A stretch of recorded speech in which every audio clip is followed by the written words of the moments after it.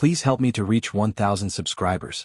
I never imagined that a few careless words could completely change the course of my life, but here I am, staring at the emptiness around me and realizing that I may have destroyed the one person who truly loved me.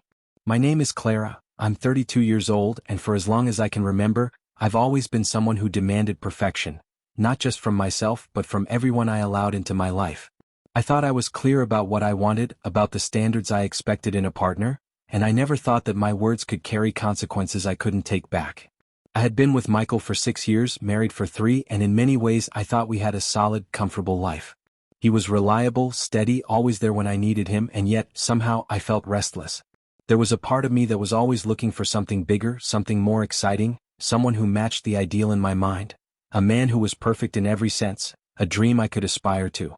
Michael was far from perfect, but he was the kind of man who stood by me without hesitation, who loved me unconditionally, and who never demanded more than I was willing to give. I, on the other hand, had a habit of speaking without thinking, letting my dissatisfaction slip through my words, often disguised as jokes or playful teasing. I thought he could handle it. I thought he would always be there. I was dead wrong. The night it all began to unravel, we were at a small gathering at a friend's house. It was supposed to be casual, just a few close friends, some wine, laughter. I was in one of my moods, feeling daring and untouchable, convinced that my words carried no real weight. The conversation turned to relationships as it always does at these gatherings, and someone asked the inevitable question, "Do you ever feel like your partner is exactly what you wanted, or do you think there's someone better out there?" I didn't pause. I didn't think. I just said it out loud. "Michael? Oh, he's sweet, yes, but he'll never be my dream man. He's just practical. That's all he'll ever be." The room went silent for a moment, just long enough for me to realize that I may have gone too far, but I shrugged it off. I laughed, trying to make it sound like a joke. "I mean, look at him, he's reliable but never exciting," I said, nudging a friend playfully. People chuckled nervously, unsure if I was serious or just teasing. I didn't notice at first, but Michael had walked in from the kitchen, carrying a glass of water, and he had heard every single word. His expression didn't change right away. He didn't yell, he didn't argue. He just put the glass down, nodded quietly, and excused himself to the balcony for some air. Something shifted in the room and I felt it, though I tried to ignore it. I thought it was just a moment, just a small reaction that would pass. I was wrong.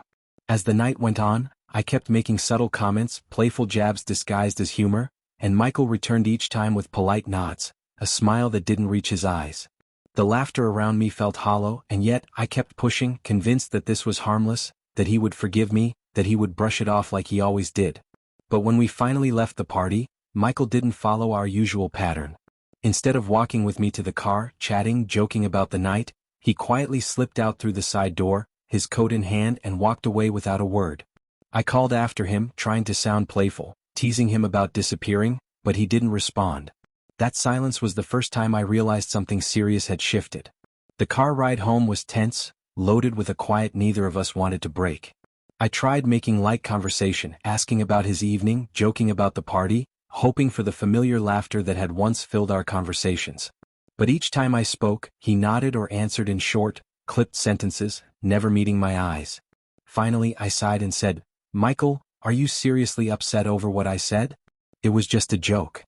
He gripped the steering wheel tighter, his knuckles white, and said nothing. I felt a shiver run down my spine, a premonition I couldn't shake.